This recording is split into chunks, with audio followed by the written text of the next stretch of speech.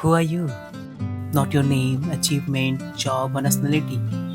I'm talking about when you say, "This is me." Which part of yourself talking about? In Buddhism, called Anatta, non self. The idea there is no permanent in this universe, unchanging you. You are just like a wave in the ocean.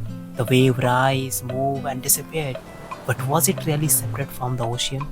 Or was it just a water, temporarily taking a different shape?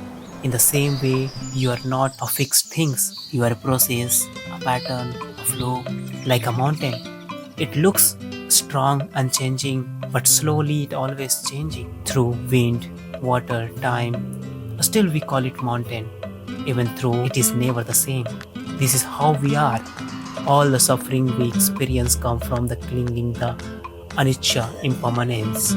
We attached ourselves to our achievements, appearance, relationships, and when those things change or fall apart, we suffer because we have mistaken the wave for the ocean. And this is Anatman, the non-self. There is no fixed self to defend, no permanent identity, me to prove.